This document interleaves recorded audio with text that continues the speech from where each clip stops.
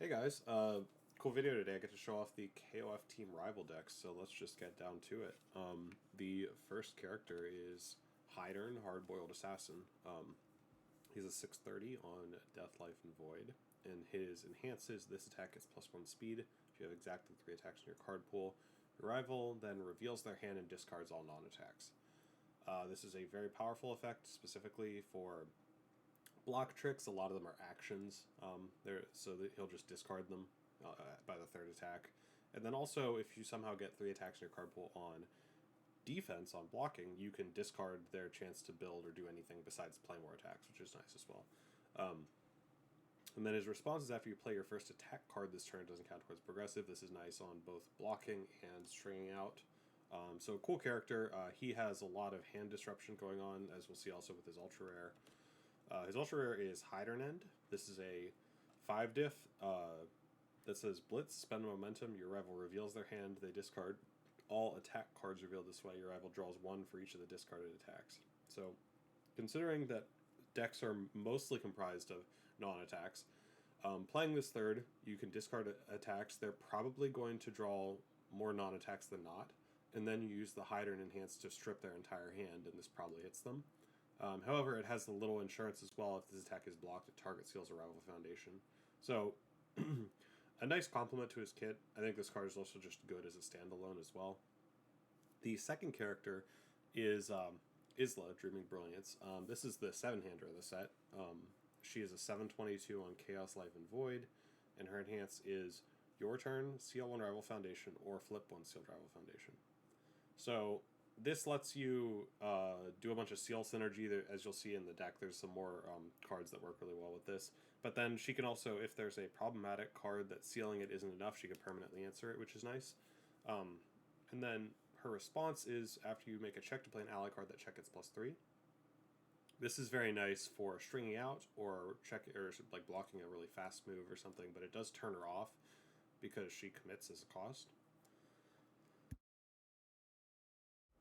So Isla's ultra rare is Wild Style, and this kind of works very well with their theme as well. It has a target seal on it. It says Blitz, seal 1 rival foundations. Stack gets 1 speed for each of your rival sealed foundations. Bit of payoff there.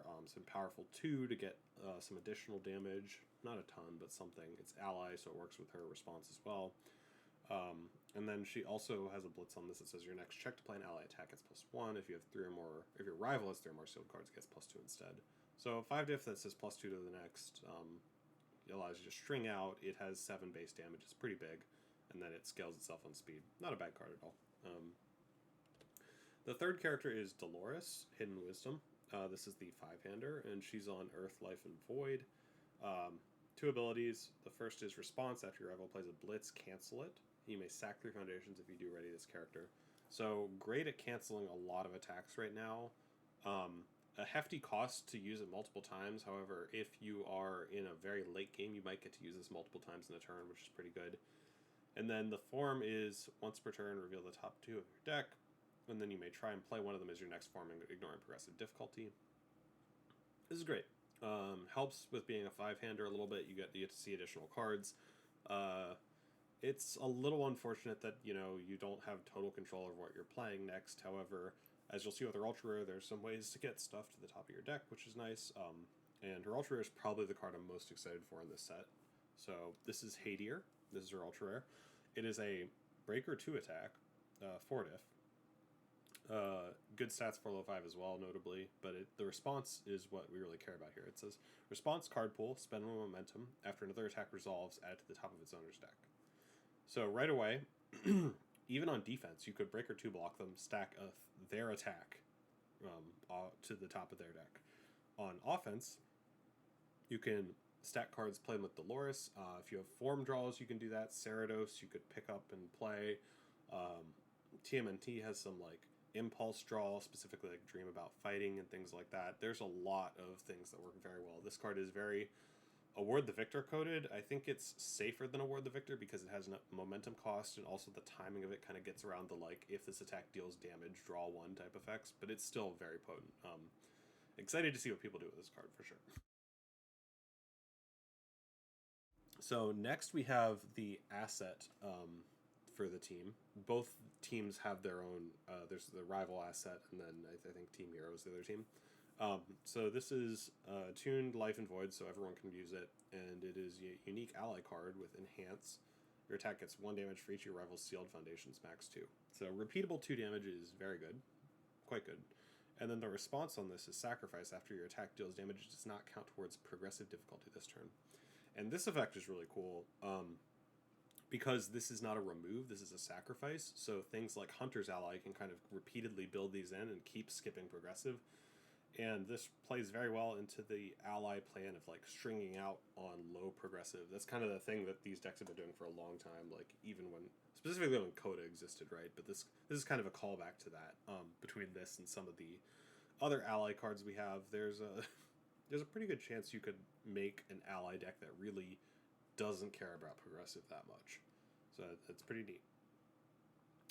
So I'll go through the rest of the deck a bit more quickly, but there are a couple cards that I'm particularly excited for in the context of Guilty Gear characters.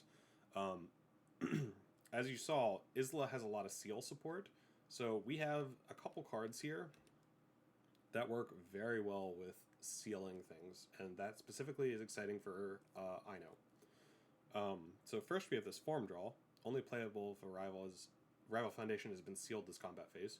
Great. This is Form Draw that works in all these different seal packages. Scribe is this attack here that has a pseudo deadlock of target sealing 2 if they have 10 or more, and it gets damage for each of their sealed foundations. Excellent. Another payoff for like these mass seal plans. And then Graffiti Artist is a 2-diff that is a Tenacious Flip that readies after you seal one or more rival foundations. It's a fine card. There's some more seal payoffs here. We've got Amanda's Help is a response flip after an attack deals damage. Target seal 1.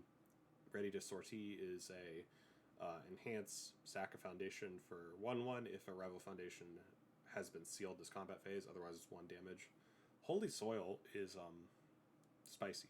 This card is sack for +3 damage, but it's tenacious if you have sealed cards. So this is like a way of cashing in the very end of a string for a ton.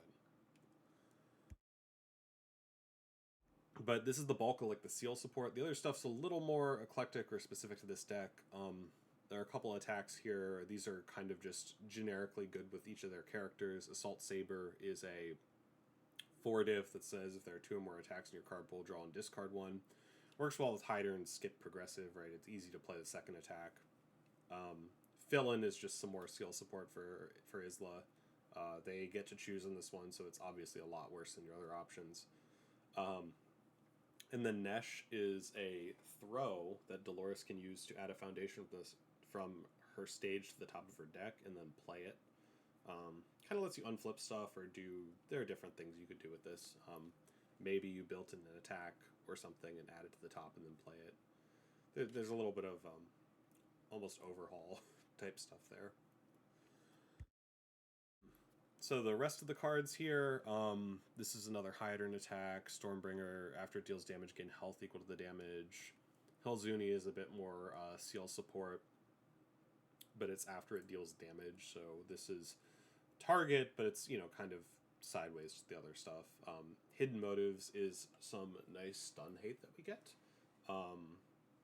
After it's stunned, it doesn't flip and it readies something else. That's great. Repeatable stun hate is super nice. We will be missing that after rotation for sure. The last few cards are also pretty interesting, particularly as Unit Commander one. This is Form, Flip, reveal the top 3, add all ally cards. So if you're an ally-heavy deck, this is awesome. I didn't include this in stuff I'm really excited for because it is unique and it is also not an ally card itself, so it can't be built in with Hunter's Ally. Revered Hermit is a tenacious, add this card to your hand, gain a health, and then if your printed hand size or less, build the top of your deck face down committed. This is an ally card. Building committed is kind of whatever, but it's repeatable health gain and kind of extending the use of your cards, right? So it's not bad. And then the last card here is just some speed hate. So those are the whole decks. Overall, I'm pleasantly surprised. I think there's a lot of interesting stuff in here, particularly the Haydir card, the Team Rival asset, and a lot of the seal support. I'm excited to see what people do with Ino with those cards, and then also with these characters. I think Hydran in particular has some potential. So You can get these decks at your local game store. I believe the release date is January 30th. And I can't wait to dig into these. But until then, I'll see you guys in the next video.